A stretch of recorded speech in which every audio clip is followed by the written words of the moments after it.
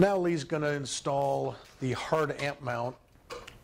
This model bike is a Road Glide, so it has a specific style of amp mount for this fairing.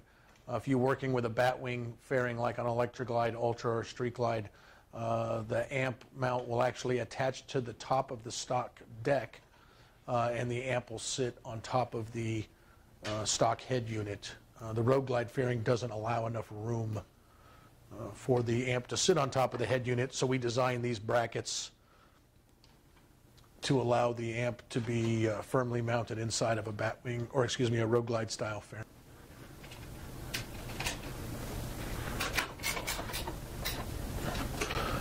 In our opinion, it's nice to have the amps mounted hard onto the aluminum plate.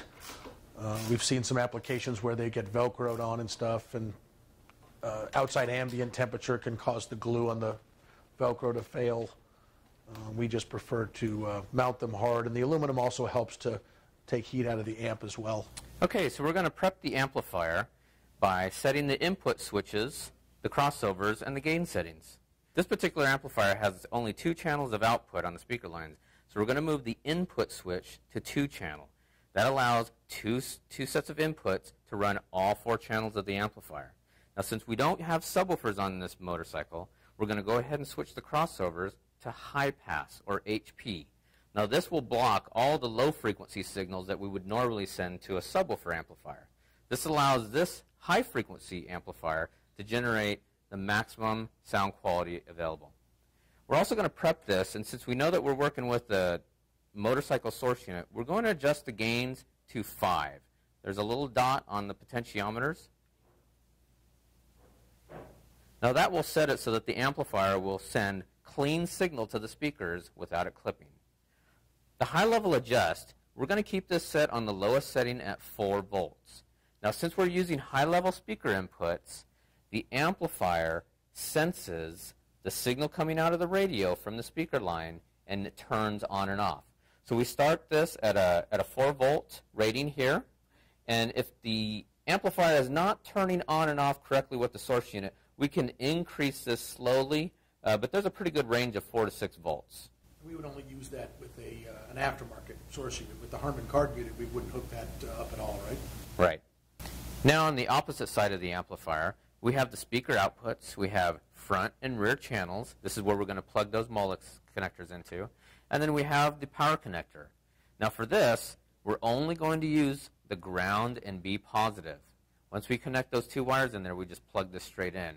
Remember, we're using high-level inputs, so we're not going to be using the remote turn-on.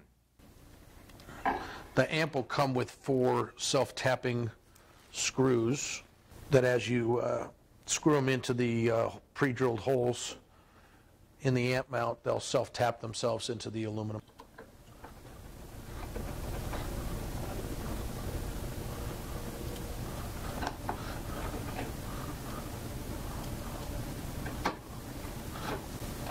You don't need to torque these screws right now because you might have to move the amp a little bit to access the input plugs and such during speaker and input installations.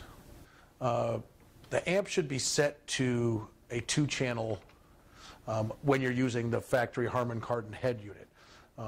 If you're using an aftermarket unit like an Alpine or a Sony, they'll have RCA connectors, and you can run the 2 or 4-channel inputs as provided in your aftermarket head unit. Now that the amp is installed on the mounting plate, we'll go ahead and remove the stock speakers.